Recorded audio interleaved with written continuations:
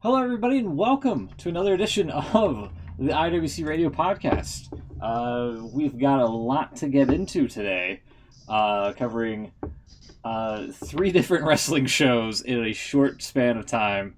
And here to do so with me, Chucks and Will. How are you guys doing? How's it going? I'm great. Yeah, he's great. He's great. I don't mind, though. I don't mind. Nothing happened with me today. Oh, no. Is that right? Yeah, season finished long ago for me. Well, it used to finish in Mayfield, isn't it? This is the, I assume, the soccer stuff that you were talking about, or hinting at. Lampshading, if you will. Yeah, Liverpool won the Champions League about a few hours ago. So, yes, I'm quite happy at the moment. To be fair, Chuck's team, Man City, did win the league, so... And 3 other titles. They don't count.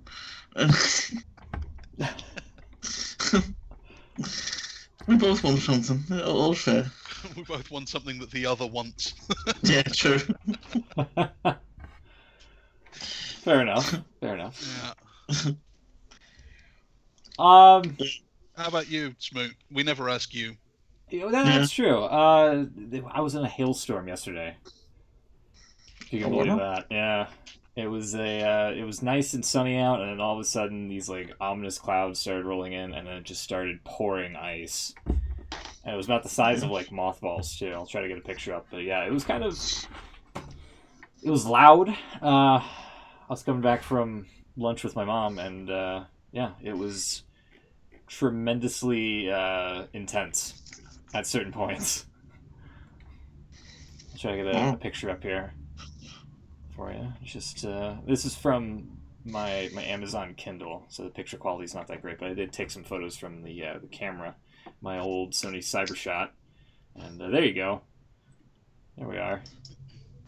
Oh, those are some big old hailstones. Yeah. Yeah. It was doing that for about an hour, which I think is the longest I've ever seen a hailstorm go for personally. So yeah, that was how I spent my afternoon yesterday. So we get them occasionally, but nothing like that. Yeah, I'm that big. Yeah, it's just it was intense. Like I said, it's the only thing I could describe. And it got really cold too. It like dropped like about 20 degrees in temperature, too. So yeah, you never want to be outside in a hailstorm because those pellets can actually hurt you pretty badly. Yeah, I remember quite a few years ago, I was coming home from school, I think, and I got caught in one, and I mean, nowhere near as that bad, but yeah, they can hurt. Oh yeah. Oh well, at least you're okay anyway. Yeah. That's the important thing. Yeah, we got a lot to get to this evening. We've got Double or Nothing we got to talk about. We got to look ahead towards SuperShowDown, which is this Friday, which is going to be before we do our show, which is interesting because hours after it's going to take place, we can talk about it. So we'll have some sort of content for you on the next edition on episode 235. And also NXT TakeOver 25 happening tonight in about less than an hour from now. Yeah, the pre-show's happening right now. Yeah. Yeah. So the actual show is Matt Riddle is just coming to the ring as we speak. Oh, wow. Right. And the glow-in-the-dark smiley face t-shirt guy has a glow-in-the-dark smiley face t-shirt friend. Yeah. There's like 3 or 4 of them. There's like a long shaggy haired dude that wants to resurrect the Ascension. There's the one that's like, I remember him dressing up as Bailey one time. He has like glasses and such, and he's like really short, kind of heavy set. And there's like the shaggy haired dude's mom that's like with him or whatever. All the lights just went down. Ooh. Yeah, they just messed up the lighting. They had us light everyone but the ring. Oh my god. No, it's got spotlights on in the ring. It's really bright, but actually looks cool. It's yeah, yeah, it's a bit weird actually. Looks cool. Yeah. So before, like, I was assuming we are going to go chronologically and go back to Double or Nothing, but since this is on now, if we've got any thoughts or maybe predictions about TakeOver, maybe we should jump right in before it gets too late. I was just thinking, because by the time we finish talking, this patch will probably be over. This match may be over, exactly. Yeah. Yeah, we can do the predictions now. Yeah. Not for a game. I don't think we usually actually do these. Oh, we're not. I'm sorry. Oh, fair enough. Well, yeah. not NXT. We haven't been anyway. But just to kind of mention the things, we've got Matt Riddle, Roderick Strong right now. Have you seen any NXT lately? Either of you? Brief clips. I haven't seen the TV show for a while. But... I'm thinking I might have to just switch to NXT. Yeah. The main shows are so bad. Oh, definitely. Yeah. And Matt Riddle actually challenged Brock Lesnar on Monday night. Did he really? Yeah. He's been saying for a while that he thinks he could beat Brock Lesnar on Twitter, and then I would love to see that match. Yeah. We're probably gonna get to it later, but it's been. I don't know if you've seen the announcement for Raw that Lesnar's gonna be cashing in on Raw. Apparently. Oh, they're doing that for a third straight week, are they? Yeah. God. But then Matt Riddle replied to his tweet and said, "I'll be there waiting for you." Cool. I don't think anything's gonna come of it, but I'm gonna pick Riddle for this match anyway. The one that's happening right now? Yes. Okay. Alright. Yeah, I think I'll go with that. Sure, Matt Riddle. Why not? Go across the board. I hear it sounds like there's going to be a Undisputed Era split soon. That Cole is having a little go at Roderick Strong. Adam Cole, baby! Baby! Yeah, there's a tease of some tension there anyway. Okay. So you can lose this one and then move on. Then we have... What else do we have? The North American title, Velveteen Dream versus Tyler Breeze. That should be cool. Yeah, they kind of rushed Breeze back into it, because I think he only appeared on TV again last week. And now he's been officially moved back down. He is now on the NXT roster again, presumably making main roster money. So he's got to be the happiest guy in the company. Yeah. Has to be. Yeah, definitely. I think a few more could do it. Rusev springs to mind. Yeah. He was really good in NXT. He's been really good in WWE, but recently he's just not at the... He's non-existent. Yeah. Him and Nakamura back down. Yeah. Let's just do this. It's getting hot in here. Right. Need one of them. I can't do it. I've got a bottle of water. I brought a lemonade. There we go. Oh, Jesus! As well. My God! You've won the trip to Hawaii. That was... Apologies for how loud that was on the stream. Holy moly. Sorry. God damn. Pretty special candy you got there. Yeah. I've got Velveteen Dream retaining. I think Breeze is a cool addition to the roster, but it seems like a backward step to take it off of Dream now.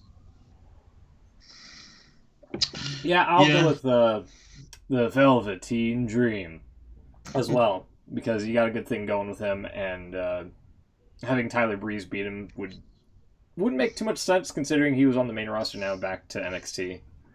So he's got to build himself back up as a credible contender. Yeah, if he ever was one. Fair enough. Then the vacant tag titles, so the Viking Raiders, they had to vacate the belts, and now we have a 4-way ladder match with the Forgotten Sons, So that is the sons that aren't Gunner.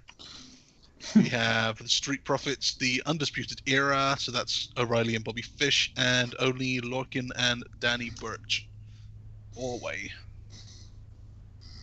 Okay.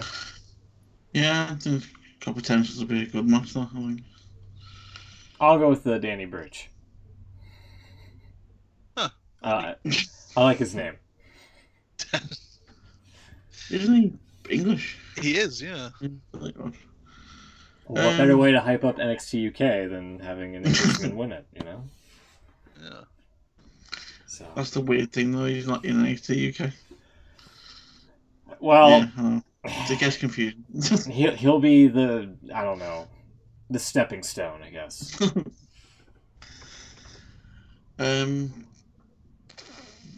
I'd probably go with the demo as well. I hope so. I don't think so, though. I think maybe, again, it's going backwards to put it back on the Undisputed Era. But they seem like the biggest stars. Forgotten Sons, why the hell not? Let's give it to them. They need something. Only Lorcan and Danny Burch, I heard, this is going back away, but that they hadn't signed full-time deals with NXT. So I don't know if you guys have heard anything about that, but this is probably 2 years ago now. So they probably have by now. They seem like they weren't being used because they weren't, reliable. It actually looks, sorry to go off topic slightly, but all the lighting seems to have failed at the arena.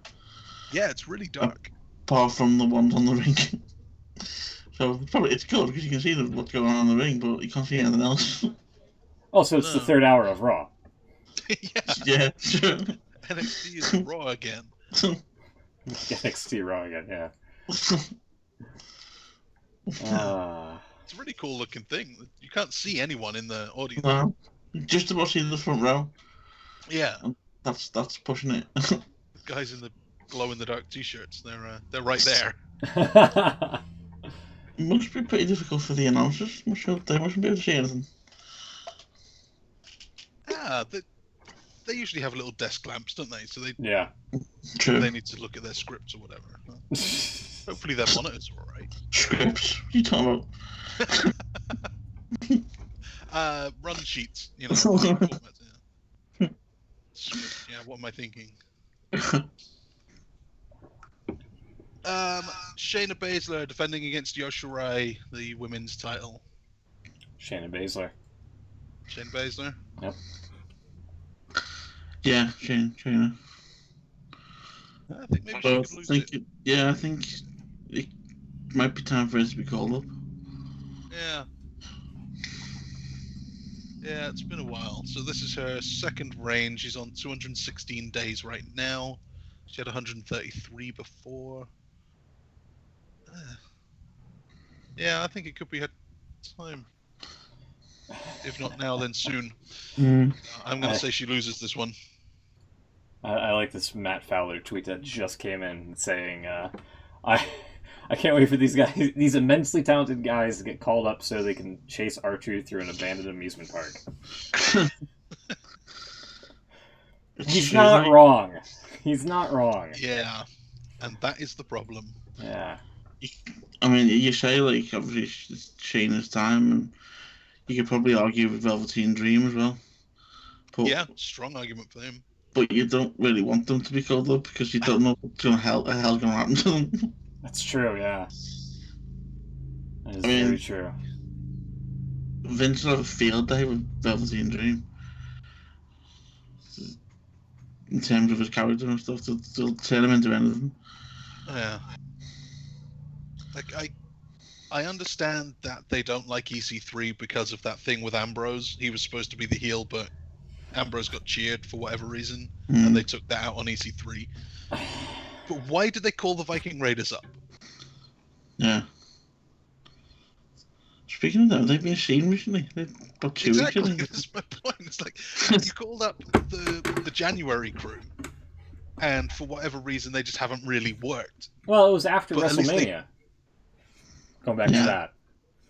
So they called them up just because it was that show, with no intention of ever using them. I think they had an intention on using them. It's just the whole name snafu kind of really took the wind out of their sails. You know? I think that's nothing that they couldn't overcome. It wasn't good. True. But True. if they just carried on, give them some matches, put But them over a also, little bit. I would also say that the way tag team matches are produced on mainstream television is way different than what you would get in NXT. Also true. So there's also that. Yeah, I don't get it. There's so many guys they've called up recently and they're not used. Why? I Why don't know. bother? I do not know. And then the main event, Johnny Gargano versus Adam Cole again. Ed's in the chat saying, if Velveteen Dream isn't the 21st century Goldust, I don't know what they're doing. So that's what I'm worried about. Yeah, we don't want him to be that. Don't know if anyone caught the interview Dean Ambrose did. That's what Ed's pointing out as well. I have not. I haven't listened to a podcast in forever. Some pretty interesting remarks come out of it. Especially the one where he said Vince doesn't know what the F going on. Which I think was kind of new. Yeah? Well, I think that was the whole, I don't know if it was an hour or a bit longer, but the whole show was him saying things that we kind of all know. Yeah. But he was just there, and he's lived it, and there's no denying that this is. I mean, none of it seemed inaccurate. It's not just a guy who's bitter. This is a guy who's got some stories, and it's exactly what we keep hearing. Yeah. Nothing surprising at all. I absolutely need to hear this episode. All right, I'll make a note of it. I mean, even with the CM Punk one a few years ago, you think, okay, some of that might have been embellished a little bit, right? Like you know that he was pissed with everyone, and I believe every word that Punk said, because at the time, I mean, he didn't really have a reason to lie, especially if he walked out on his own terms. Yeah, I don't know that I would say I don't believe any of it, but if any of it turned out not to be true, or any of it turned out to be exaggerated, it wouldn't surprise me at all. Whereas this Dean Ambrose one, it all just seems pretty much. I mean, from the Punk one, the fact that what came out of it was just like a random YouTube video of like close-ups of his ass, yeah. Which was hilarious. Loads of clips of his ass with nothing, no swelling on it. Yeah. I thought the interesting thing he said was that if Austin 316 wouldn't have happened today. No, it wouldn't. No, wouldn't be allowed not to. at all. And if it did happen, he would have been punished for it. Yeah. And we were saying that exact thing, that because he said that he gets kind of pissed with all of the old timers, the Attitude Era guys, saying these kids today are too scared to go off script and too scared to get themselves over and too scared to be creative. And we said this when Kurt Angle came back at the Hall of Fame and said, that's what you need to do. You need to not be scared to take your character into your own hands. And we all said, but you can't. Times have changed a lot in the last 20 years. You can't do that anymore. Yeah. And that's exactly what Dean said, is what am I supposed to do here? This is what I've got. I've argued my case to say this idea is stupid. This makes more sense. Nope, that's not how it's going. Well, what can you do? You dare to get over in your own way, you end up being Zack Ryder. Yeah. Popular on the internet for a little while, but mistreated on television, I guess. Yeah. Yeah. Any other matches? Yeah, main event, Gargano Cole. So, rematch from the last one. Oh yeah, this is a rematch. Probably Gargano. Yeah, I'll go for Gargano. He has the title right now, right? He does, yeah. Yeah, save it for when Ciampa comes off the shelf. So that could be a little way away, but yeah, I think maybe you're right. Yeah. Matt Riddle's just beaten Roderick Strong, so I don't know if there's going to be something happening now with the Undisputed Era that may lead into the main event. But I think it would be weird for Adam Cole to lose again. It might be a bit much to lose those 2 big matches in a row. And yet, I wouldn't have him win. I wouldn't have Gargano lose either. Difficult one. Difficult call.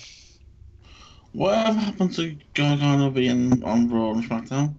Kind of just forgot about that. Ciampa got injured, so the tag team idea is gone. I think it saved him, actually. Yeah, probably, yeah, definitely. For the best. And then the chat says, I like Undisputed Era to lose until Cole wins, tease a breakup through the August TakeOver, then maybe something at War Games 3.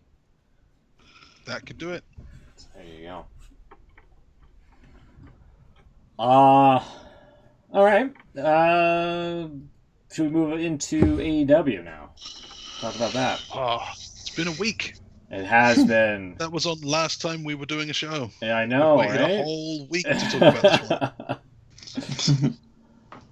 Man, I kind of want... If copyright wasn't like a shit show, I think we could get away with like reacting to like a live feed of the show, and then just like pretty much what Pat McAfee does with the WWE programs, you know? I'm sure we could. There's plenty of ways of getting around it without actually showing footage. Yeah. But yeah, you don't show footage or audio. It'll be fine. Yeah. Could do that.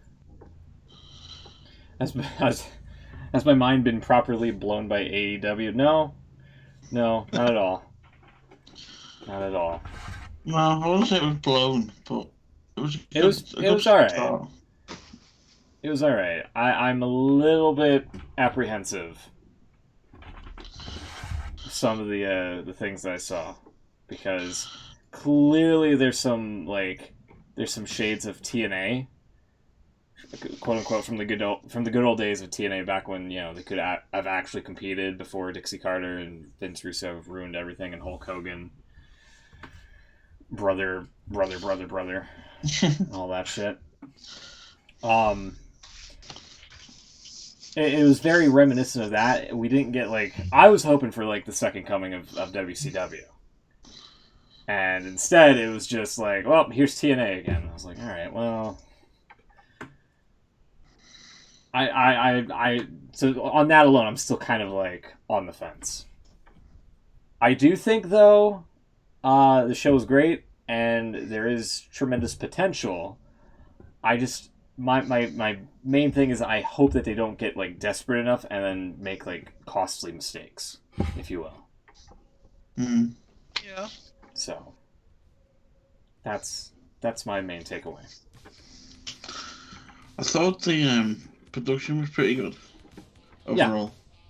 Yeah. There were a few dodgy moments between matches where they didn't quite know what was coming up next. I think there was even one point where they went to the camera was on the announcers and JR literally said, I don't know what's next. Yeah, he did. Yeah. Professional from him. That's the one thing that you can rely on him to be able to do, just ad lib for a little while. But yeah. I don't know what's coming up. I also didn't like Alex Marvez staring into my soul all the damn time whenever they cut to the announcers throughout the night. Because he needed to loosen up, man. He was too stiff. He was I don't know, just like a robot at times when he was on camera. Excalibur was fine, and I didn't mind JR even if he didn't know what was happening throughout the night. Marvez needs... The chat said Marvez needs some weed. Yeah, sure. Sure, if that gets to loosen him up, sure. Yeah. I suppose you got to cut them some slack. I mean, it was just the first live show. Yeah. So, yeah, overall, I thought it was a pretty decent show. I think we said it because the Battle Royal was on the same time we were on last week. Yeah. We said it then, but they could have done a bit more work around introducing people to who these people were. Yeah. In graphic on screen would have done something, just because a lot of people didn't know who they were. Yeah. And I don't think I was the only one. You know, people watching it for the first time. What's the Aces and Eights doing here in the MGM arena? Yeah, let's break down the battle royale real quick, because one thing that screamed like TNA and not the good TNA either was the whole breakdown of an overly complicated, structured battle royale when you could just throw guys into the ring and then let all that. The page of rules. Yeah. One screen. At least it was only one page. I think there was at least one match that had 3 pages of rules in NXT. Oh. There's like the 3-stage reverse battle royal that then became a ladder match or something. It just kept going and going and going. Don West had to read all of these rules. God. It's amazing. It wasn't that bad. But yeah, I think you're right that this one was more than it needed to be. Yeah. This whole thing bringing 5 guys out at a time, just unnecessary. They had an idea, and it's cool that they were trying something different. And if it had worked, it would have really worked. But with no graphics to tell you who these guys are, it was just a load of guys that I don't know. Yeah. Which, to be fair, is what I'm watching it for. I want to see some new faces. Yeah, and that's another thing. It would be nice to be able to match the faces to the names and know like who I'm following now. Yeah, this is the first match on your first inaugural pay-per-view and all that, and I don't know. It's kind of a little bit I don't want to say unfortunate, but a little bit telling when like Tommy Dreamer, Glacier, Billy Gunn is in your battle royale. It's it might put a little people off when you're trying to attract like the people that were wrestling fans back in the day and no longer wrestling fans, and trying to shoot for like an alternative audience, basically. Yeah. That was always a thing in the early days of TNA. Yeah. Where they would have Jeff Jarrett hold the title God. Just years on end, it felt like, because he was the guy that everyone knows, and you want name recognition, and you want the WCW fan to see this thing and I know that guy. But sometimes that's the problem. You know that guy, and you think, why is this guy the world champion? Right. I am so not interested in seeing a 55-year-old Billy Gunn pretending that he's not 55. Oh, he actually is 55. Holy shit. He actually is 55. He looks great, but, it's still Billy Gunn. Yeah. And Glacier. Yeah. I'm fine with bringing back some nostalgia and, like, just a bit of a fun name. Yeah. But is Glacier that guy? Right? Like... you could have done better with your legend, I think. Yeah. So yeah, that's a lot of negativity. I actually quite enjoyed it. This was the worst match on the show, but I still kind of enjoyed it. Yeah. It was very cool to see some of the guys that I'd heard of. I've heard of MJF being, something. Yeah. I've heard of the names like Jimmy Havoc, and Joey Janela's like fairly well known. Mm-hmm. But I don't think I've ever actually seen him do anything. Yeah. I've heard that Brian Pillman Jr. has potential. I've heard of Jungle Boy. Scrawny. Everyone seems to love Jungle Boy lately. Yeah. And there's, I've heard of the Orange Cassidy gimmick of wrestling with his hands in his pockets. Yep. I was always interested in seeing that. And there's all of these guys on this show, so that's cool. And the chat says, all I know about the Battle Royale is that I need more Orange Cassidy in my life. That dude is damn hilarious. Right. Yeah, exactly. Exactly right. It would have been nice to know who they all are. Yeah. On the way out. I like that Sean Spears was number 10 to enter the ring. Mm-hmm. It's fun. Fun little callback. Oh yeah, 10. Yeah, I did. Yeah. Got that already? Yeah, forgot about it. Randy Yeah. Orton did snap one of his fingers off. Yeah, 9. 9. Gonna link me a match to check out later with him versus Hornswoggle. Oh wow. Oh god. Orange Cassidy versus Hornswoggle. I can only imagine how that would go down. If he did the whole kick gimmick to him. I wonder how that's going to get over, like, when they get to the TV show on TNT, you know? So. Well, Orange Cassidy. Yeah. He's going to have to do more. Yeah. That's for sure. That's for damn sure. Yeah. Some of the camera work was a little bit shoddy as well, which also reminisced some of the bad TNA, like the cigarette on what was it, Joey Janela's forehead that was like stapled there by Jimmy Havoc. There was a few big moves that they missed. They did. I didn't see a lot of whatever Brandy did to Goldust on the outside to get ejected. She got thrown out, and I'm not really sure what for. There's a few others as well that are just a bit of a shame.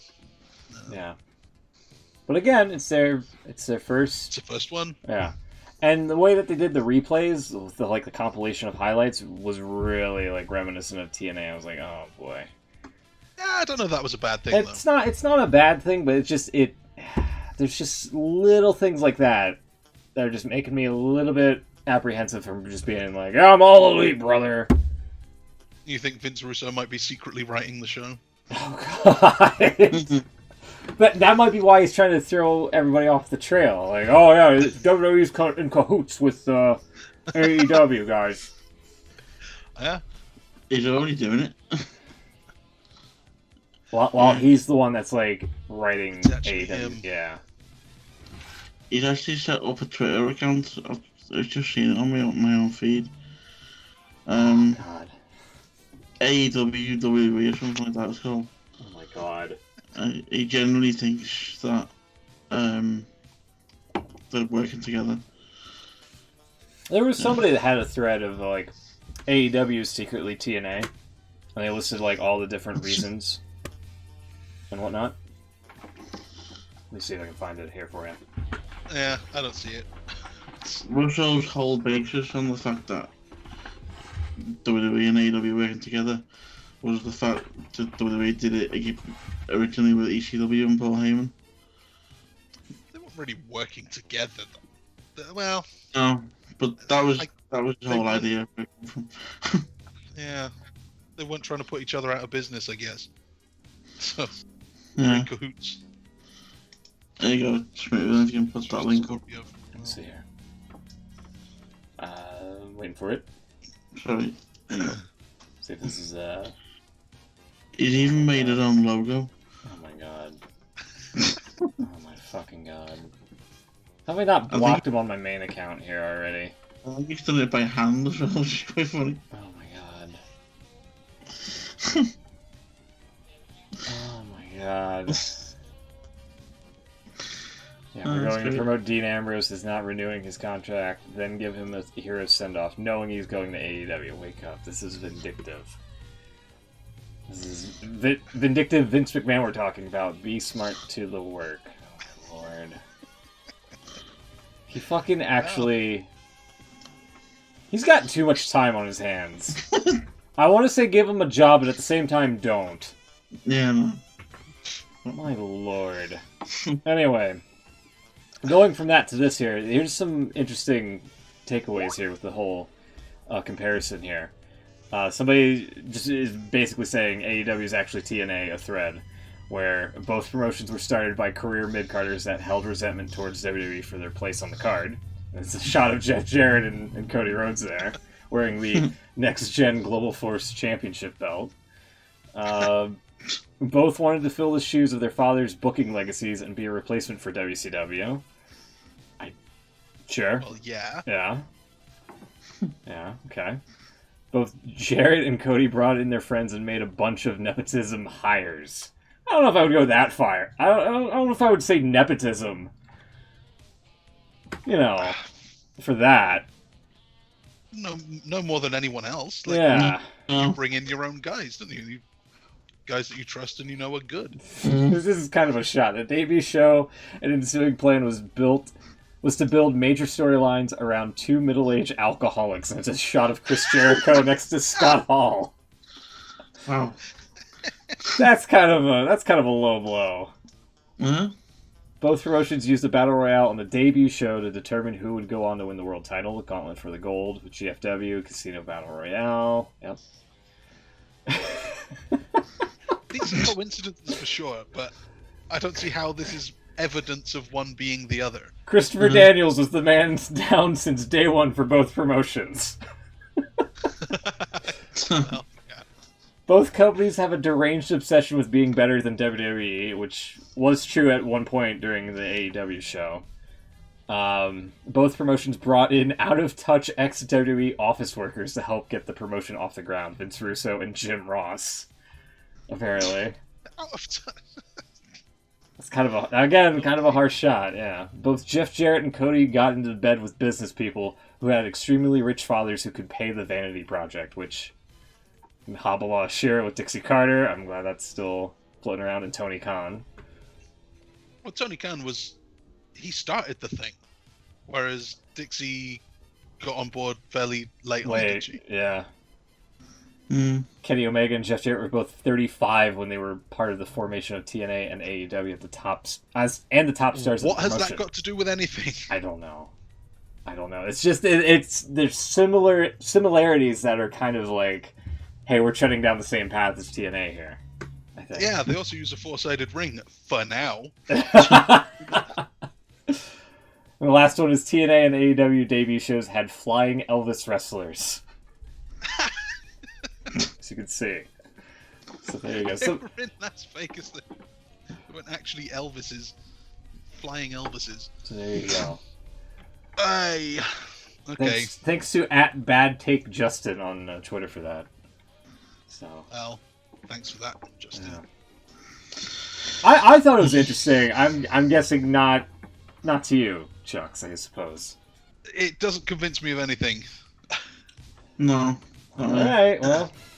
Well, let's put it this way: those things, I don't think are the reason that TNA failed. I don't think Chris Daniels or who was it that was 35? Like, what's that got to do with why TNA sucked? It was like Kenny Omega and somebody else. Yeah, exactly. The TNA, whoever was 35 in TNA, I don't think that was the issue. No.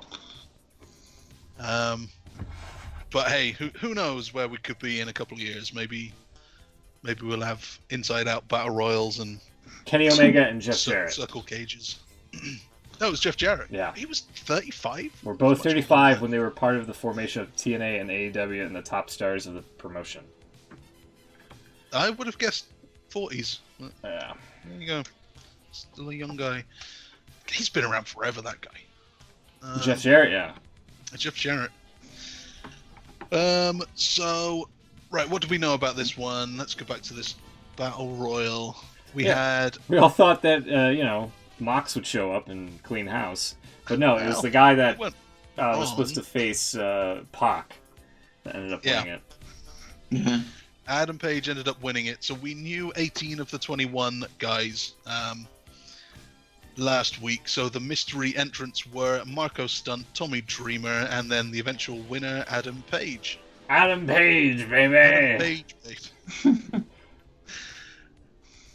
Yeah, so this was fine. I thought it was fairly obvious the way that it was set up, with the 4 groups of 5 and then the one guy at the end, that one guy was going to be a big name and would probably win. I figured Dean Ambrose. Yeah? Did Beans and you, Smoot. Yeah. Because I was on Moxley. I was on board. You had me rooting for him. Yeah, had you convinced. Will said Billy Gunn. I really don't know why, but because he's 55. Why the hell? Because he's 55, not 35 though. Oh. No. So we're okay. And so no points for anyone. It was Adam Page, and we should have seen that coming. He had a match. The match fell through. Yeah. What else is he going to do on the show? Why did we not see this one? Yeah.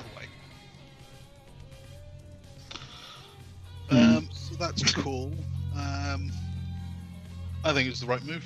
Makes sense to me. Adam Page should be a big deal in this thing. That's fine. Yeah. Then I can't remember what I was doing. Was I cooking food or something during Kip Sabian, Sammy Guevara? Maybe. I wasn't. Yeah, I think I was. I wasn't in the room anyway, so I don't know much about this one. But I heard it wasn't anything too special. Right. Is that right? Yeah, that's pretty much right. Yeah. Yeah, pretty much. I'm trying to look back on it. I was like, yeah, this was a match that happened. Yeah. 3 of us predicted Sammy Guevara. We were all wrong. Will gets the first point of AEW. Yay! Kip Sabian. 2 matches in. Kip prediction. 2 matches in. We already get one person has a point. Yeah, 1 point. So that was your pre-show. And at this point, I had to decide, am I going to pay 15 quid to watch this thing? Did you? Well, so I went to Sky Plus, and I went to order it like I usually do. I go on to the thing, hit the button, and it says 15, and then you say, yeah, and then it just happens. Well, apparently not. You have to go to the ITV whatever website, and then sign up and put your PayPal into the website, and then and your viewing card number, and it'll send it to the thing. This is a nightmare. I don't want to have to do this. I'm going to sign up to a website, but I did because I want to support the thing, and so there you go, 15 quid for a show. I hope it's not monthly. I have to pay this. But to be fair, after the show, I thought it was very good. I thought it was worth the money. So if I did have to pay monthly, I would consider it. But I really hope this doesn't go on for too long. This 15 quid pay-per-view. Yeah, that was something. The Guevara was the furry guy, right? Yeah, he was a panda, right? He was a panda, and then somebody else, Kip person was somebody else as well. I don't remember if they had a specific gimmick, but the main takeaway was that the referee was a female ref, and they were bragging about how they're all inclusive and all that and whatnot. And I was really hoping on Monday night we would have had a female ref for some random Raw match just to have Steph brag about how they're all inclusive as well. Well, they do have one, don't they? Don't they usually use one for women's matches? I think so. It's only in NXT, I think. Oh, okay. Yeah. I thought she was on the main roster now. No. Yeah. So I thought that was kind of cool. They also had, what's the thing? Sensitivity, like sense sensitivity or something, packages for any parents with kids who need, I don't know, earplugs or something to fiddle with. Yeah. Or whatever. Yeah. They had all of those just ready to go, and they didn't mention it at all. So that was cool. That was a cool touch, and I'm glad they don't go on and on about it, because that's the kind of thing WWE would just never shut up about. But they thought of this thing, they did it.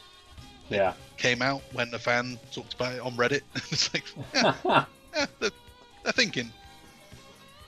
So, don't push your inclusivity. Just do it. Yeah. So yeah, because of all this signing up thing, I was a little late to the main show. When it came on, I think I was 7 or 8 minutes in, and SoCal Uncensored were doing a promo. What did I miss? I think I must have missed this. I don't remember. Who did a promo, he said? SoCal Uncensored, Daniel Skazarian. Oh, yeah. They talked about something. It wasn't that important. Was there anything before this, or was this, the actual opening of the show? I think this is the actual opening of the show after Kenny Omega did the thumbs up from the mocking the meme from like the 80s with the kid looking at the computer and then at the camera with the thumbs up. I remember that, Yeah. Uh-oh, Gunner's here. The, on the NXT TakeOver, yeah. Gunner's come out, yeah. Yeah, they did a shtick, as Ed pointed out in the chat. So. Okay. They did their shtick, exactly. Yeah. It's the worst town, etc. They then had a match and beat Sima T-Hawk and El Lindemann, the Strong Hearts. So this was a win for All the rest of us. Will lost a point. We got one back. So we're all back to even now. There we go. There you go. This one was fine, I guess.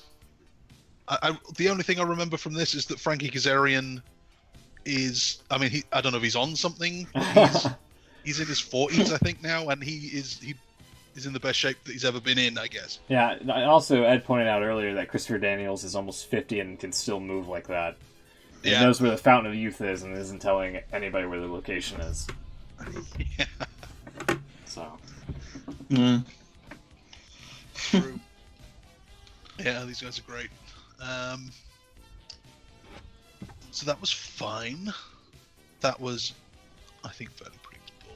And then we had the three-way women's match. So we knew that Nyla Rose, Smiley, Kylie Ray, and Britt Baker were going to have a three-way. Brandy then came out and said, she came out in her gear. And I had some, I don't know, Stephanie flashbacks. Oh no, she's going to put herself in the match. Gee, I know where this is going. No, she said, this is going to be great. I want it to be awesome. Everyone immediately knew Awesome Kong's showing up. Or Miz. She did. Oh, Miz. Imagine that, WWE's company guy. Yeah, it was a great swerve because everybody thought it was going to be Brandy herself. Interjecting herself into the Battle Royale. Yeah. And it was just like, oh, well, we have ourselves another Stephanie McMahon here. Nope, not the case. It was pretty good. Pretty good swerve. And even better than that, Awesome Kong didn't... It wasn't all focused on her. Right. She didn't just squash them all and that was the thing. She was there, she did some stuff, and that was it. Exactly what it should be. Britt Baker and Kylie Ray I thought were very good. Mm-hmm. And Britt Baker won. Apparently she's a dentist, like Isaac Yankem. Interesting. Yeah, that is interesting. Yeah. And Kylie Ray is very smiley. She is Bailey. Yeah. Yeah, definitely. So I guess she has a feud or a tag team with the dentist. I don't know. I'd never seen her before, but you can literally the first minute of her being on screen, so you just see it's Bailey.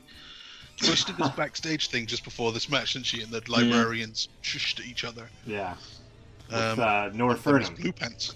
Yeah, North Furnham and Blue Pants. Of all people. And yeah, this is definitely Bailey. I can't believe they're so blatant about it. Yeah. It's gonna be very telling if she does a better Bailey gimmick than Bailey herself. I think they're going to use her better. They're actually going to do the Bailey gimmick the way it should be done. Yeah. So yeah, Britt Baker won. I thought she looked pretty good. That means a point for me and Will. Smoot Nyla being said Kylie would win it. 2 points. Yes, we need them points. I don't even think Beans knows how half of these people on the roster. No. No clue. Next up was a tag match where all four guys wore black with neon green gear. So that was great. Yeah. Thanks, guys. Jack Evans is another one of those guys who is... he's only 37. God, I thought he was much older than that. He's been around forever, too. Yeah. And, I don't know, 37, I guess it's fairly old for a wrestler who does that style. And he can still move, too, like he did 15 years ago. He's crazy. Absolutely crazy. This was just action. This was lots of stuff happening. Yeah, it was one of those like high-flying X Division matches. It reminded me of back in the day. So that's probably one of the good things of TNA that this match reminded me of. Yeah. I can't remember if it was this one or if it was the Bucks match where JR was calling it up to a point. He got, I don't know, 5-6 minutes in, and had obviously seen like one high spot too many, and just said in that way that the kind of subtle way that JR says things. Like, he'll never say this match sucks, or, this is two divas who haven't been taught how to work. He'll say, this isn't going to be Dory Funk Jack Briscoe. Right. I know what you mean by that. Or, Yeah. a test match will say it's bowling shoe ugly or something. Yeah, you're not going to say it's crap, you're going to just say a thing. And in this one, he kind of said in his way, something like, well, what more are these guys going to do? Yeah. What else can they do? He is totally taken out of this thing. He doesn't get it. I thought he was actually really good, yeah. The last time I'd heard him before this, I can't remember when it was, or what show it was, but he sounded a bit off his game a bit. The last couple of times I've heard him at WrestleManias, he's sounded like he's just doing the JR thing. Yeah. But I thought this time he could tell he said in his interview before this event was on, that he feels re-energized and wants to be a part of something new and stuff, and you can't tell that. You could tell he was interested in what he was doing. So yeah, he was a lot better.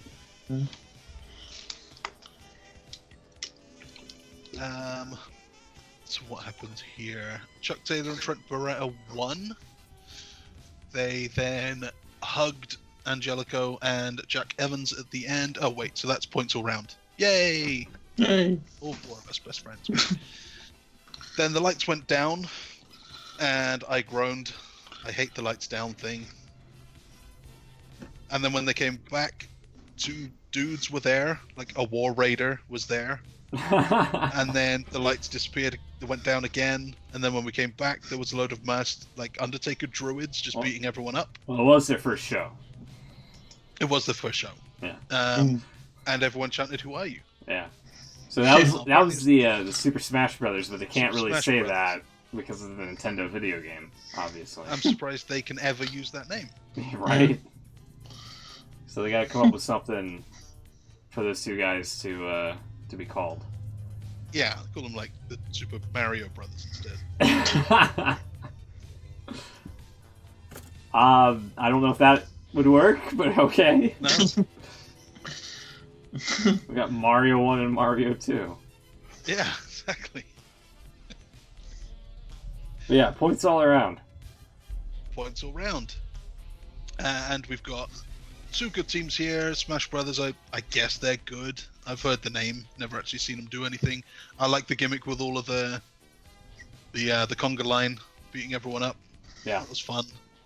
That's a thing that they can use. Cool little gimmicks. Then the 6-woman tag team match. Now you're not supposed to know any of these guys, I guess, except ladies. Yeah, all these ladies, these guys are guys. Street Profits just won. I did not predict that. Probably should have. So Aja Kong, despite being the only one we know, actually lost, and that gives Will a point. Yay! Yeah, I did terrible on this show. What the fuck? Considering I don't know who anybody is, I'm doing really well. Yeah. The beans strategy worked better for you, Will, than beans.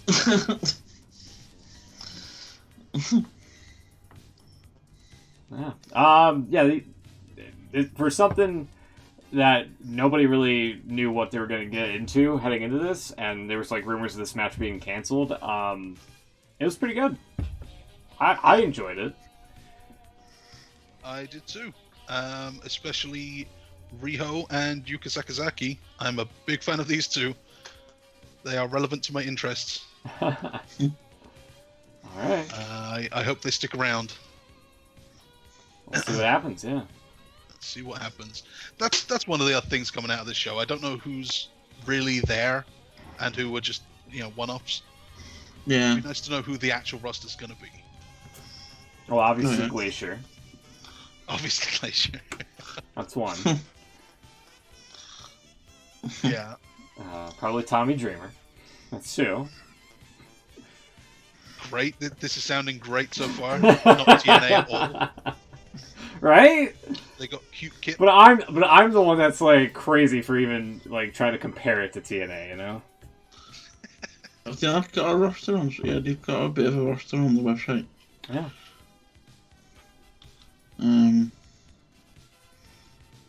Yeah, most people who are on the show. Yeah.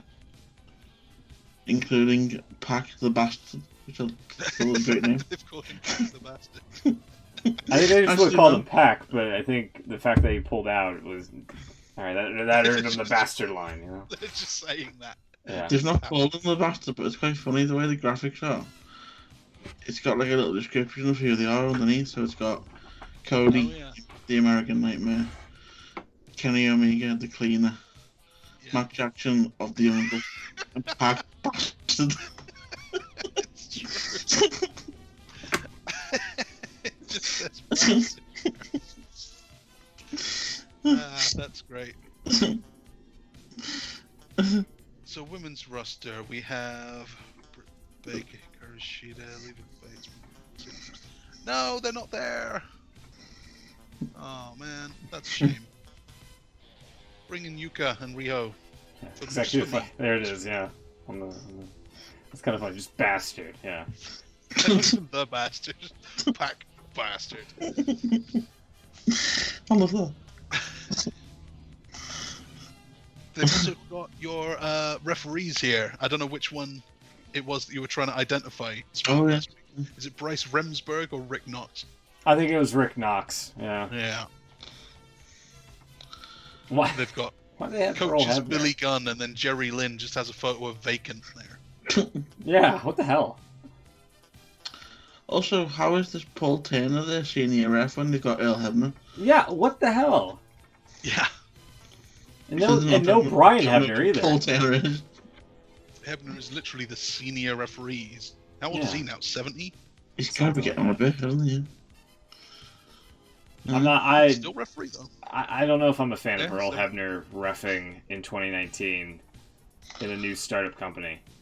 I'm kind of on the fence on that. Especially he's not in his "damn right I did" shirt. You know? With Bret Hart on the show as well. Yeah. Seriously, yeah. Speaking of which, I don't know where that was on the show, but let's do that bit. So, Bret Hart came out with a belt, and it wasn't the 24/7. That would have been great. That would have been great if it was. AEW's 24/7 title. Yeah. No, God. it was the AEW World Title. It looked pretty good from what I could see, but this was another one of those production things. He turned away, and they didn't get a good shot of him. Yeah. So they had to get a floor camera with a close up of it. Yeah, that was a shame. But it looked pretty cool. It looked a bit old school. And JR said, "Now that is a strap." Oh my god. Yeah, it is an AEW.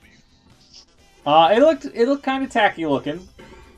You think? Yeah, a little bit. The design, I think, was just it's meant to be a background, but at the same time, you can't take your eyes away from it, and all you see is like AEW just being hoisted on this like gaudy looking design of a backdrop, if you will. But I didn't hate it, but I'm not overly impressed with it. It looks a bit better on the. I don't know if you've seen the All Out promo, which is going to be their next big pay-per-view. Well, I think Cody had a video. I don't know if you can see that image. It's a strange format. Take a look here.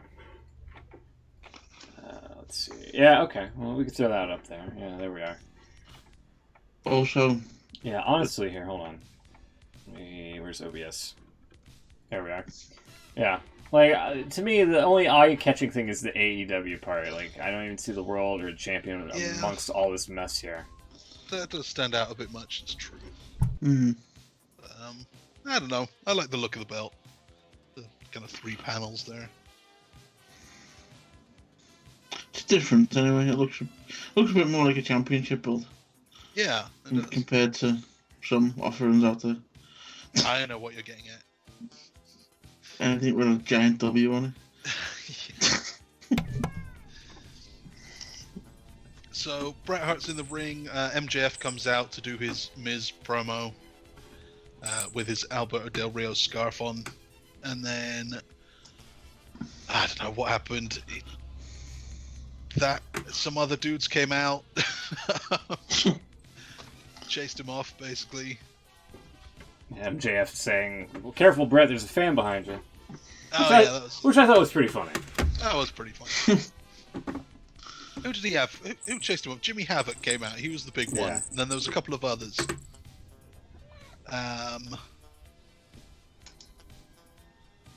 who was it? Why am I not? Which match was this, sorry? This was the Bret Hart segment with MJF coming out. He was chased off by 3 guys, and for some reason, I think Jungle Boy. Jungle Boy was one of them. Yeah. He looked really tiny. He is pretty tiny. Apparently, he's a bit of a favorite with the lady fans, though. Good for him. So I hear. Yeah. Yeah. So, hey, it's good. But it was a good segment. And while all the stuff was happening with the MJF, that's when Brett just held up the title and all that, and they got that. And I believe this was after the Dustin Cody match. You're probably right. I think you're right. Yeah. Because they also had to change the canvas. Yeah, the canvas was a fucking murder scene after this. So, right, the start of this match, this was great. Cody comes out. There's a throne, a really cheap-looking throne on the stage. Yeah. With that, Triple H's, Iron Cross symbol on it. Yeah. And a skull, I think, on the arms. So his WrestleMania entrance. Cody comes out, looks at it, just brushes it off, walks down to the ring. Brandy looks under the ring, pulls out a sledgehammer, hands it to Cody, who then goes back up the ramp, smashes the chair, and it explodes in fireworks. I thought that was hilarious and quite symbolic. I think that it succeeded in what they were trying to do. Yeah, definitely. Yeah. Yeah, I thought it was pretty cool. But at the same time, you went into this saying that you're not going to compete with WWE, but that's a pretty damning statement there, Just to take a sledgehammer to a throne and such. Yeah, I don't know what statement you think it makes, because it could be, WWE sucks, I hate you. But it could also just be, you used to be the king, used to be my boss, and now you're not anymore. I'm the boss of this company now. Mm. I've also heard, I think it was my boy Dave, who read way too much into it, saying that, way back in the day, Vince Sr. employed Dusty as one of his creative guys. Dusty then made his own promotion and then went back and forth to WWE. And now you're seeing kind of a second generation of those families, and Cody kind of taking the throne back, from his father and trying to live up to that, and moving away from the Vince's dad, and now Vince, and that the whole family thing, the whole wrestling's royal families. I think it might be a bit much, but it kind of fits too. Yeah. It's just I would like it if if you're gonna say you're not gonna compete with WWE, fine, that's fine, I don't mind it. But just to do something like that little stunt, kind of implies that you're going after them, In a way, I don't know about going after them. It's open to interpretation. I get that. Yeah. But that's the main takeaway I took from it. And plus, I don't know if you're trying to get your feet wet in the worlds of professional wrestling, I don't know if referencing WWE's a good idea like that, But I don't think that, and this is true in TNA as well, that people made that same point with TNA. Yeah. Do you really need to be talking about WWE so much? Exactly. And I see it the other way, that WWE doesn't want to advertise a smaller brand. But who doesn't know WWE? Who is watching AEW that isn't so aware Very of everything true. WWE is. That's a Like, very is it true really statement. that bad to say you do things this way, we're totally different? That's actually, to me, it's kind of a positive. And even if it is just a bit of a fuck you to WWE, then that's actually what these fans were looking for. It's a bit cheap, I give you that, and it may not be the best thing to do, but that is the attitude that a lot of these fans had. It's what I had. I paid the 15 quid to support a new company. I kind of, I don't like where WWE is right now. It's not that I hate them forever and I want them to die. I just want them to see that Just shape it up. you've got to do better than this. Yeah. Yeah. And so for Cody to make that statement, petty maybe, but in a fun way. Yeah, I didn't have a problem with it. I thought there was a nice little touch, a little reference to what was before. Yeah. Yeah, I don't. As you say, there's no one watching AEW that doesn't know what WWE is. Yeah. And what's going on. And yeah, I don't have a problem with that at all. But to Smoot's point, you can definitely do too much of this stuff. Yeah. You don't want to base Cody's whole deal or anyone's whole deal about being anti-WWE. You just have to be something different and leave it at that. Yeah. A statement here and there is fine, but don't go overboard with it. Well, yeah, there's an interview online somewhere that, funny enough, Jack Whitehall did it with Yeah, what the hell is he doing there? What's that called? He did an interview, a sit-down interview with Tony Khan about, the whole idea of AEW. And one of the things he says is we want to be different, but we don't want to be referencing the other company all the time. He said, and one of the things he said was, we're not going to let you into our event if you're wearing another company's shirt. Oh, that's a shame. So I mean that's just one thing, but I don't think you can not get away with it. Mention the other. You know what I mean, a bit like football, you can't not mention another team when the football's playing. Yeah. So you're always going to mention especially your biggest competition. He said, he said that he would actually stop people coming in, or that he wouldn't stop people? He wouldn't. He won't. Okay, good. Yeah. Good. That was scary for a second there. Yeah. He said he's not going to let you come into this. No, that's what the other guys do. All inclusive, unless you're wearing a WWE shirt. Get out. Well, exactly. Social justice is these days. That's good to hear. Like, they were very welcoming. I gotta give them credit for that. Yeah. I think that's what he was getting at. Basically, obviously, WWE have been known to not let people in other shirts and stuff, and just stupid. It is, really. Yeah. They're very much in the shadow right now, and they know that. Yeah. So, just, deal with it. You can't afford to turn fans away at this point. Yeah. For any reason. So the actual match itself was pretty barbaric. It was. Yeah. So Dustin came out and he had, obviously wasn't gold, he was red and black on one half of his face. New look. Not until the end of the match. Yeah. Just red by the end of this match. So he is 50, he's 52 now. 50 also, I should say. He's 50, not 52. And he can still go. Who knew? Yeah, definitely. I think he was pretty great in his last run with R-Truth and that. But I didn't think he had this in him. This is, I think, the first time I've ever actually enjoyed a Goldust match this much. Mm-hmm. Sorry, that's the cat. Did the cat do it? The cat run in. He hopped off my lap, and I think he's going into his cat bed. So I gotta clean that out too. But go on. Sorry, yeah. This was great. This was the highlight for me, I think. And I didn't think it would be. I knew it would be good, but I really didn't expect Dustin Rhodes at 50 to be this good. Really emotional through the whole thing. There was the spot. He went into an exposed turnbuckle. Then there was a bit of a distraction on the outside. Brandy got sent out. And when we saw Dustin again, he was covered in blood.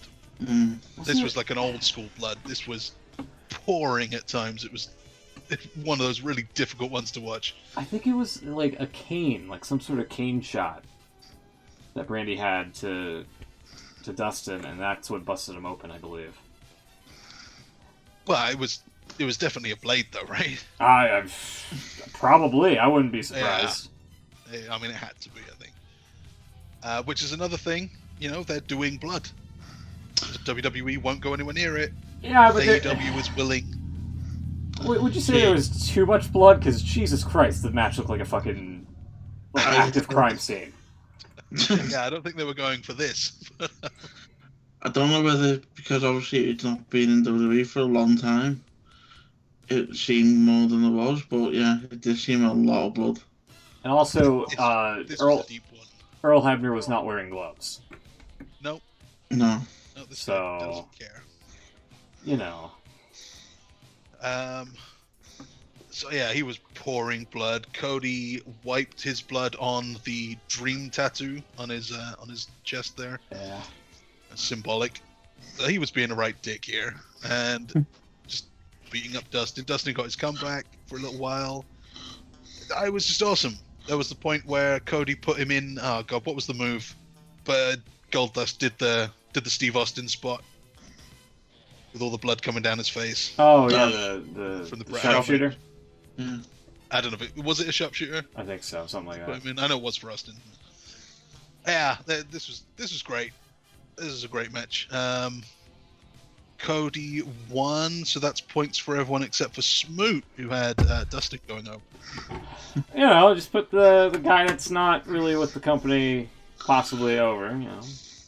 Why not? Sure. Sure, I guess. Yeah, put yourself over, I suppose. Anything else to say about the match before we get into the post-match? Brutal. It was brutal. Yeah, no, it looks like it's not over for Dustin either. No. So after the match, so Cody puts him down with 2 crossroadses, and Dustin's in the corner and he's bleeding and he's looking bad. Cody then tells him, "You don't get to retire. This is supposed to be his last match, and rumored to be. You don't get to retire. No.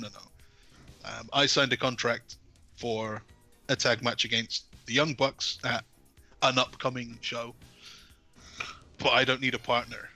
Boo! Everyone hates him more. That's a heel thing to say. I don't need a friend. Boo!" He said, "I need my older brother." It's like, oh god. Yeah, it was. That was a pretty cool moment. In the feels. Yeah. And then they hugged, and And they hugged, and they're going to be a tag team against the Young Bucks, and this was so great. Yeah, it was good. Probably better storytelling than we've seen in WWE for months. Definitely. Yeah. And one of the things that I'm most happy about with AEW in general, I think, is that this isn't like a weekly thing. I like storylines in wrestling. I like the characters, and I like the kind of soap aspect of it, that you follow it week to week, and there's a story and it runs through. But AEW, at least for now, seems to be doing more of a UFC thing, where you see a guy wrestle in big matches, at least 3 times a year, 4 times a year, maybe. So they're only going to have these few big shows. And so, like, we've got this set up, we've got the world title match set up, we don't even know when that's going to be. And it's kind of fine. This was a great storyline. It was simple and it was there, and it doesn't have to be followed up the next night or the next week. It's, next time we see AEW, this match is going to happen. That's fine. It's so much simpler and less, just like the opposite of WWE, that would try and drag this out for 5 months and just give us content. Yeah. Make it, have him turn again and then go back and do whatever. This is just the simple thing. No, I agree. This month and then another match in 2 months. Yeah. Loved it. Yeah. Yeah, that's a very valid observation. Yeah. Which I guess is what they were saying. It's going to be more sports based Yeah, perhaps. Yeah. This is exactly that. And I think that's what Fox wants when SmackDown moves to the network in the fall. But I don't know if they're going to get that. Yeah, I'm very time. curious how, what Fox wants versus what they're going to get is going to be in the fall. I think they want ratings, don't they? Yeah. No shit. Sure. So yeah, that happened. Okay. Then we had the Bret Hart thing, and then the aforementioned Young Bucks. And I'm an idiot. I thought the Lucha Brothers would win. You baited me into this. Why. You fucking baited me into this. Yeah. Sorry about that. I screwed myself as well. Beans and Will get a point for predicting the Young Bucks. This is another one I could tell JR's just not into it. This isn't his wrestling. Yeah. Yeah, I think I was going to pick the Young Bucks, and then all of a sudden, Chuck's talked me out of it last week. I thought there were the three matches, the Omega match, the Cody match, and the Young Bucks match. They couldn't just win all three. Apparently they could. Well, actually no, because Jericho wins. Yeah. But I was going with that logic that you had at WrestleMania, that right. the three top babyfaces couldn't possibly win. And then they all did. And I would have done better if I'd just gone with it. How well. Anything to say about this one? This was a lot of spots. I think it's a usual high-paced, or fast-paced, high-risk type of match that you're gonna probably see a lot of in All Elite Wrestling, especially if the Young Bucks are in a match of any kind. Surprised they actually won the AAA tag titles. I will say that. They already had them. They retained. Oh, they retained. I'm sorry. Yeah. Excuse me. I'm surprised they retained them then. To say the least. Going off of that logic that you mentioned a little while ago. Yeah, sorry about that. Thanks. It's bad logic. What can you say about this one? So they told the story that the Young Bucks were rusty. They hadn't wrestled for a while. They played that brilliantly. Lucha Brothers wrestle all the time.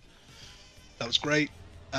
They did a few callbacks to their previous opponents' moves, Machine Guns moves, and yeah.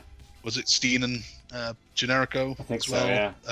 That was a great call as well. The hell of a kick in the corner there. Hell of a kick. And the brainbuster on the top. And the Young Bucks win. They end up winning because it's their company. And, shocker. Buried. It begins. And then the main event of Omega and Jericho. There was a storyline in the Young Bucks match. Apparently they were going to debut a new finisher. And I don't know if they did. I didn't see it. They didn't make much of it if they did. Which is good because Chris Jericho did the same story in his match. Yeah. Anything to say? Jericho's entrances. He had some cool entrances there. Yeah, I don't know how I feel about Chris Jericho getting a title shot in 2019.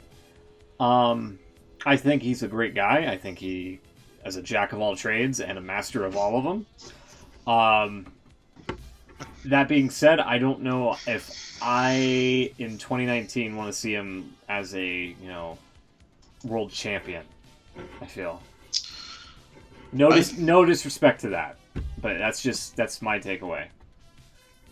I'd go the other way with what we talked before about having a recognisable face. True. I think he's going to be the face that people who maybe didn't start watching WWE. Right, but we also go back to the whole Tommy Dreamer argument, Somebody's trying to tune in and they recognize Tommy Dreamer. What the hell is he doing here? I'd argue Jericho's more recognisable than Dreamer, though. True. Well, more recognisable in a positive way, than Dreamer or Jeff Jarrett, or Glacier, or Billy Gunn. And if he gets to the time when he's going to be debuting on TV, and he's the champion, he's the face of the company. Well, at least for the short term. Like, I don't know how long it's all going to go, but I think him as champion and, I don't know, presumably Kenny Omega, even if it's not, if it's Cody or if it's Hangman Page or whatever, their top guy chasing him is a good first storyline. Yeah. It's exactly what Jericho said in that, whatever it was, the special they did to hype it. Yeah. The company needs him to win. He needs to tie up the feud. It's like everything pointed towards this happening, and I still didn't predict it because I'm an idiot. Yeah. And apparently so is Beans. also an idiot, but he doesn't show up anymore, so he'll never hear me say that. Oh. But you two get points because you could see good booking. Yeah. A mile off. Congratulations.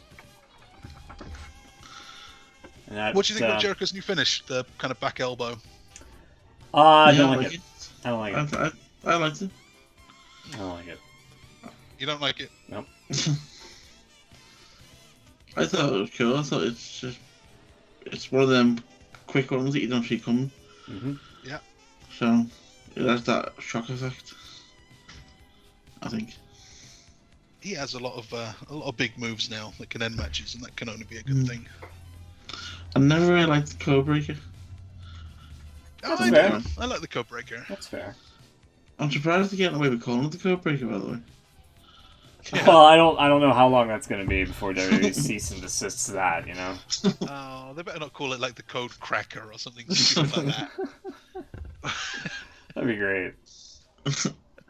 And then the post-match, to everybody's surprise, Jon Moxley showed up. That's right. Jericho cuts a promo saying everyone needs to thank me. The company needs me. This is all about me. Yeah.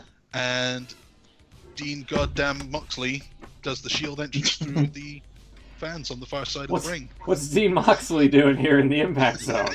Yeah.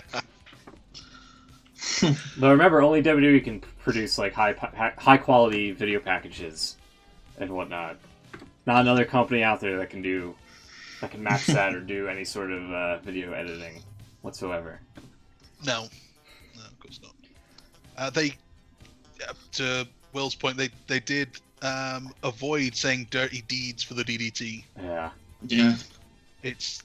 I don't know what the deal is with move names, if some of them are copyrighted and some of them aren't, but they called it the DDT. The DDT on the poker chips there. On the chips. Yeah. Which was great. I do think, and I'm going to sound like a complete fucking hypocrite here, but I actually wouldn't mind if, Moxley is the one that somehow winds up with the title at All Out or whatever the next pay-per-view is. Well, if it's finagles his way into the... Yeah, makes it a triple threat. Yeah. Three-way. Yeah. Did you not hear though? It's in Chicago and Punk's going to be there. Promo's black and white with red stars and CM Punk retaining for him. You know what? I wouldn't be surprised, genuinely. I would venture a guess and say that CM Punk shows up, but he's not like an active member of the roster. Yeah. And then like Cult of Personality plays and whatnot. Because that's not a WWE song. That would be badass. Sure, actually. Yeah. So cool. I would be A-okay if that happened. I don't know if it will. I really think that CM Punk is truly done with wrestling, but if for whatever reason he wants to, make an impact, quote unquote, I mean, that's one hell of a way to do it, especially if it's in Chicago too. He says he's done with wrestling, but there was that video a couple of months back. Did you see that indie show? Yeah, that indie show where he was wearing that jumper. Yeah. That he's always worn. Mask. Yeah, or mask. Did like a call back to his old days, yeah. He did the go to sleep. Yeah, well. Who knows? Who knows if that was him? Nobody knows. That's like wrestling's greatest mystery right now. That's like who drove the Hummer, for this generation. Yeah. Was that CM Punk at an indie show? So yeah, Beans and Chucks at 4 after the inaugural pay-per-view for All Elite Wrestling. I'm at 3 because somebody talked me out of a pick. And Will, 7 out of 9. Way to go. He is owning this thing. Yeah. AEW is your company now. Apparently. Like Beans owned TNA for a little while. It's obviously your thing. I am all in. You are all in. So they've got another show coming up late June. Jeez. Which I guess is a smaller thing. I don't think it's going to be a pay-per-view. We'll see. What is Fyter Fest? It looks like it's part of a video game event. It's a terrible name for a show. Yeah, it is. But that features Jon Moxley and Joey Janela in the singles match, so that'll be fun. It is listed on their site as being on at 8 PM on the 29th on Bleacher Report Live, so I'm guessing it's going to be a show. Yeah, maybe. Yeah, it's going to be aired, but I don't know if it's going to be, an actual pay-per-view or if it's going to be given away. Or like online only, yeah. Free stream or whatever. I don't know.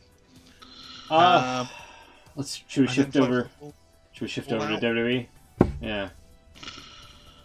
Oh God, SuperShowDown. Oh. Yeah, which is this upcoming Friday.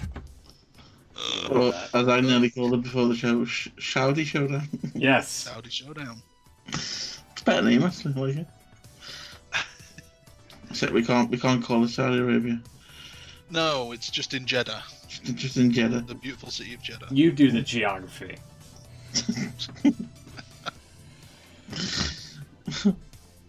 Anyway, 9 matches, I guess, announced. Yeah. I guess we should just, go in order here. One of the most recent ones being advertised, or being announced, rather. Lars Sullivan versus the Lucha House Party, which was made this past Monday on Raw. Mm-hmm. I think Lars just keeps beating up the Mexicans and whatnot. I was on my hands up and say I've missed all WWE this week, so I didn't actually know this one had happened or had been made. Probably a pre-show match if there is a pre-show. I don't think it will. I don't think there will be because it's going to be so goddamn early in the U.S. here. But who knows? That's right. Yeah, it's a different time zone. Yeah, so it'll be like 5 PM all time. Is it, Chucks? Something like that. Yeah. I don't have a timer. 2 PM ET, so that means 7 here. Jeez. I'm supposed to go to a party on Friday night as well. A Lucha House Party. The Lucha House Party. I'll start after predictions and it's got to be Lars, surely. Yeah. He hasn't actually had a match yet, has he? No, I don't think he has. No. Are they going to want to... It seems like the babyfaces always win on these shows. But, Not here. Not here.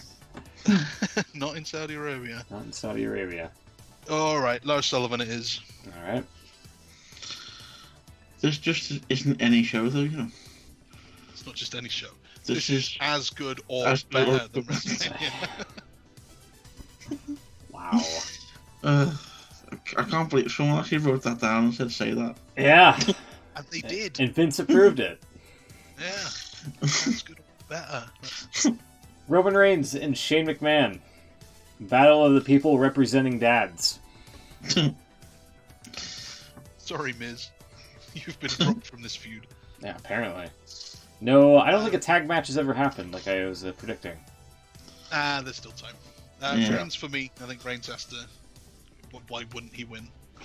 Reigns, Reigns, you know what? Defending best in the world. Best in the world, baby. Shane McMahon. Shane McMahon. Has a way of pulling it out. He's the best in the world. He won the trophy over in Jeddah or Riyadh. Undefeated in Saudi Arabia. Yeah, that's right. There you go. The beautiful city of Jeddah. Beautiful city. No, it was in Riyadh. That was in Riyadh, yeah. At WWE World Cup. Doesn't matter. It's still over in Saudi Arabia. He's gonna win. He's gonna win. in Crown Jewel. They're gonna call him Saudi Arabia McMahon, probably. Saudi Arabian Shane. So you're going for Saudi Shane. Saudi Shane. How about Super Saudi Shane. There you go. Braun Strowman versus Bobby Lashley. We've also got here. This is a good one. I can't wait for this match. I actually don't know what they're gonna do here because, again, Strowman's another one. Super Saudi Strowman. You know what? That also has a pretty good ring to it. Yeah, Super Saudi Strowman. Yeah, I'll go Strowman on this one as well. Okay. Yeah. Pretty safe bet. Big matches now. We got some big matches here. Undertaker versus Bill Goldberg. Big Bill Goldberg. This is a match that's happened. How much money it cost to put this together. God, yeah, just because they didn't want Goldberg to go to AEW or whatever. If you think of like how long this match is going to go and how much money they're spending, this might be the most expensive match per minute that they've ever done. Yeah. And this is also like 15 years too late, I feel, at the same time. It's got to be Goldberg, I feel. Really? Being Undertaker? I mean... no, I'm not going to say that. Never mind. I'm not going to say it. Gotta be Goldberg. Gotta be Goldberg, yeah.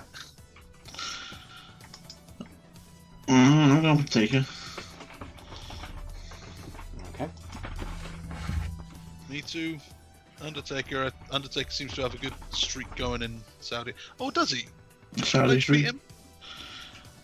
I think Shawn Michaels and Undertaker beat Kane and Undertaker. Or Shawn Michaels and Triple H beat Kane and Undertaker in that awful tag match. But Yeah, they pinned Kane. I think they pinned Kane though, didn't they? Yeah, after knocking his mask off. What about the first one? I don't know. I don't remember. Because Triple H and Undertaker had that match. That was Greatest Royal Rumble. I'm just going to quickly look that up. Greatest Royal Rumble. That was in Jeddah. That was in the beautiful city of Jeddah as well. Beautiful city of Jeddah. Cena defeated Triple H. Undertaker beat Rusev. That's right. Yeah. Okay. So yeah, Undertaker. Okay. Well, then Triple H, Randy Orton. Yeah, they've spent so much time hyping this one up for whatever Yeah. reason. I don't understand why.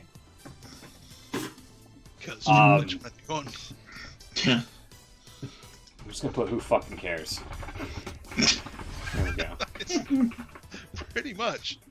No, I'll go with Triple H, I guess. Yeah, I'll go Triple H. But Triple H. You're probably right, but I think Orton should win because he's still the active guy. So I'll hopefully predict Orton. Also, because we're predicting the same thing. So you go with Orton? I'm going with Orton. Okay. Will? Triple H. Triple H. Okay. Then, we'll come back to that. IC title match. We've got Finn Balor defending against Andrade. Okay. And this is Finn for the Balor. Intercontinental title, I believe. Yeah. Yeah. I'll go with Finn. Finn. All right. Any chance we'll see the Demon here? I think it will be, won't it? If they said that? I don't know if they're hyping it. Don't know if they've said actually. No. I'll go with Finn. Yeah, me too. Across the board. I think Andrade might win it one of these days, but stay. Remember, it's going to be as good or better than WrestleMania. Wow, I mean, with matches the caliber of Seth Rollins defending the uni title against Baron Corbin, this is no doubt going to be as good or better than WrestleMania. Oh yeah, it's gonna be the Demon. Is Okay, it? cool. They're saying that on the website. Okay. Rollins. Although, you know what? Do you think this could be Corbin's time? No, I'm thinking of a cash-in. Oh, Actually. Lesnar is suspiciously absent. Yeah. Apparently, he's cashing in on Raw, though. That's official. Well, I mean, he was supposed to cash in Twice. this past Monday. Yeah. Yeah. I'll go with Rollins for this match, and I think maybe Lesnar will cash in after it. Lesnar is on the promo poster. Yeah. Very strange version of Lesnar, actually. What the hell's up in his face? Show me a link. We'll throw it up on the screen. We've got to see this now. Sorry,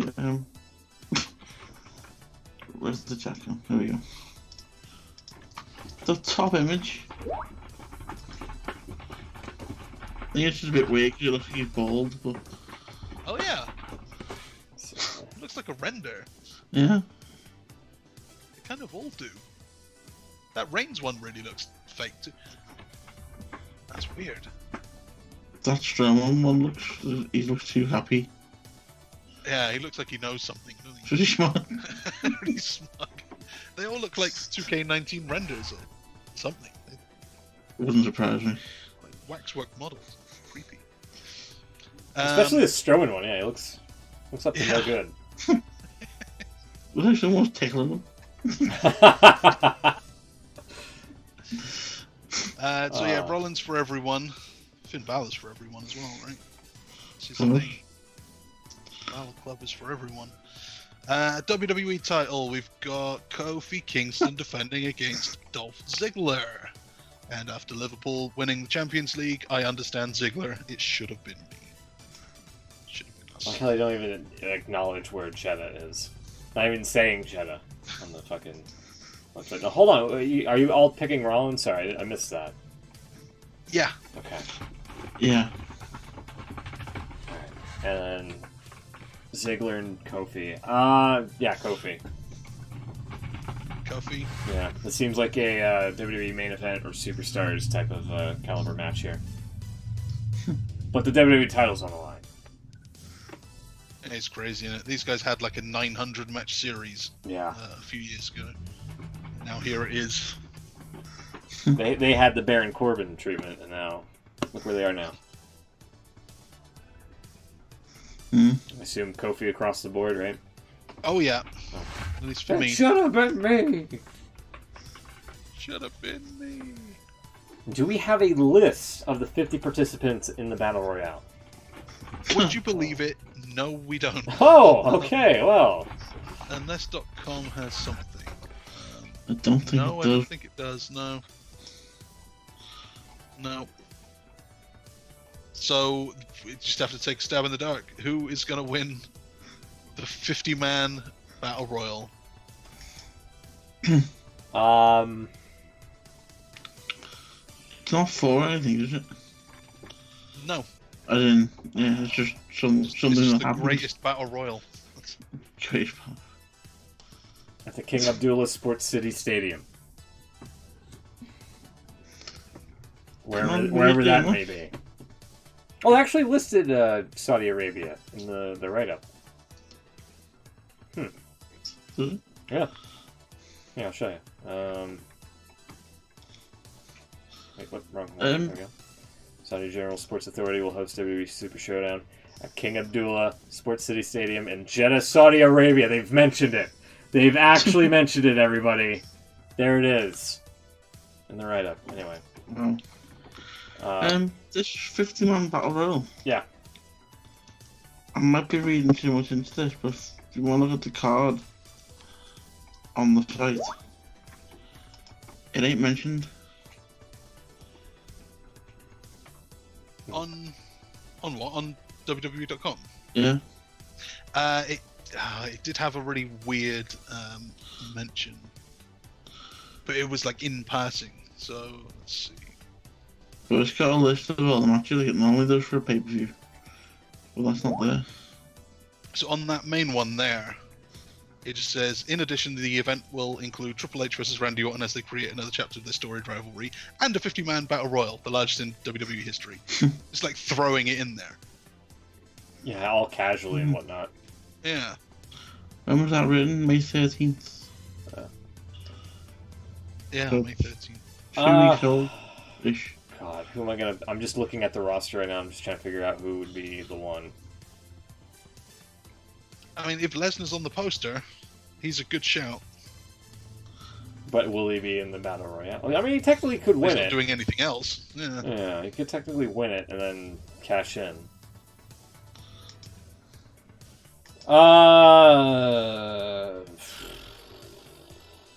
Let's go with... God, why do they have the announcers with the... Okay, whatever.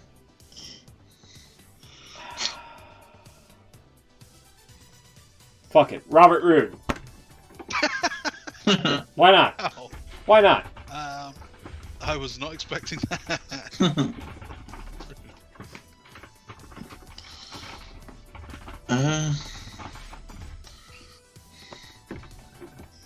Power of the mustache, you know?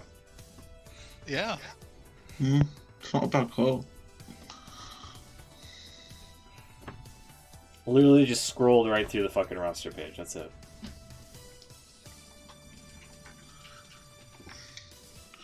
I've got nothing here. Because It's a shot in the dark. I mean, there's nothing Yeah. leading into this. There's no list of all the people participating. It could be announced, could be Kane. unannounced, could be Kane, could be Mayor Kane. Could be Mayor Kane.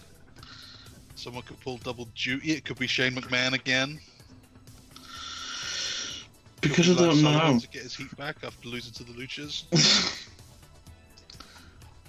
I'm going off the fact it's not on that site. I might pick it, it won't happen. The match itself won't happen. Yeah. Wow. A prediction of none for the first time. I'm gonna say Lesnar because he's on the poster. There you go.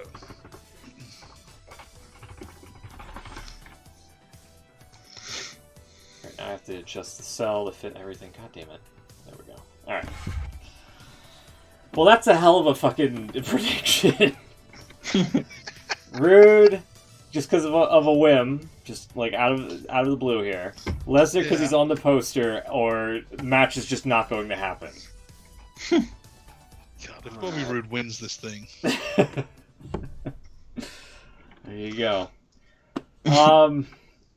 Yeah, that's going to wrap up this extended edition of the IWC Radio podcast. We'll actually get a chance to do this, I think, the follow-up day, which will somewhat be fresh to talk about, so that's good to know.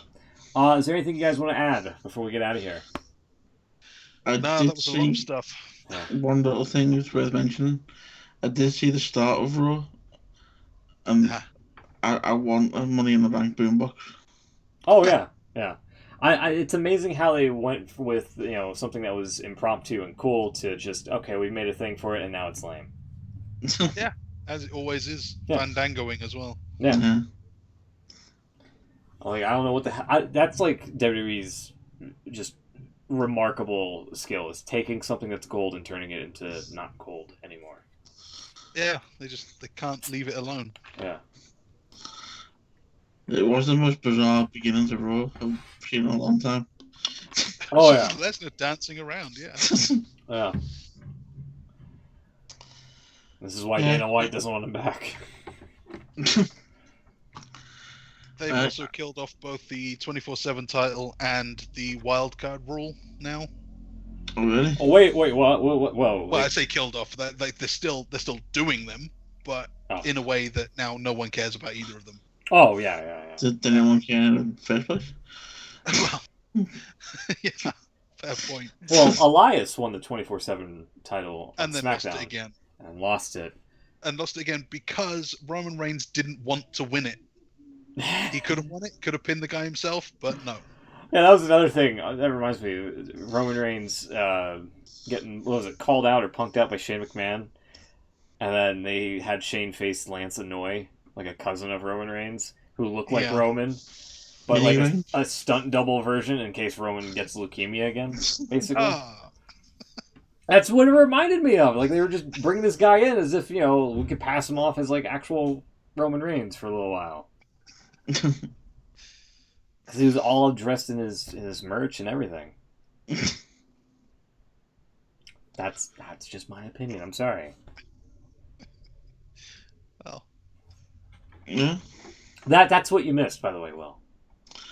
It sounds like I missed a hell of a show. I mean, a little bit, I guess, if you really wanted to see Lesnar dance around. The Firefly Funhouse segment was pretty good. There's Sami Zayn name-dropping AEW, which we briefly mentioned on the new segment, The Electric Chair, which awful name, awful graphic, out of context, looks like you were just executing somebody. Such crap questions too. Yeah, you can't gonna retire. You can't convince me those weren't plants. No, I'm sorry. I don't know. The questions are that shit. I don't know.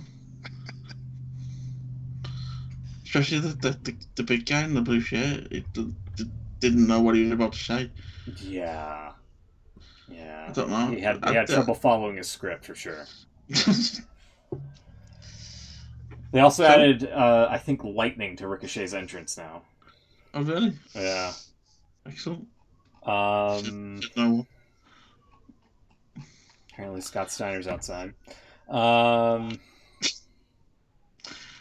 apparently coming up this week, obviously we've got Taker and Goldberg at SuperShowdown. Yeah. So on Raw, it's been advertised that The Undertaker will be appearing. And it's also been advertised that Goldberg will be on SmackDown. Okay. So that'll put butts. Shows, we'll put them on on the same show. I'll put butts in the seats, yeah. Apparently it's Goldberg's first ever appearance on SmackDown. I believe that's correct, yes. I guess so, yeah. Probably will be, wouldn't it? Yeah. Also, they had Baron Corbin win a match in the third hour of Raw. So, in case you wanted to watch the NBA Finals, there you go. There's a reason why. SmackDown ended with R-Truth winning the 24/7 title again, as we mentioned. Which also, I wasn't a fan of Shane McMahon just stopping the whole premise of the belt because a match was happening. Like, nobody could come out and wrestle R-Truth for the 24/7 title because he was in a match with Shane and whatnot. I thought that was really stupid. Mandy Rose on the cover of Herd's Men in Fitness magazine that she was giving out to everybody, except Ember Moon, who was reading some novel book. I can't remember what it was. Twilight, I think. No, it wasn't. That would have been great. First off, that would have been great.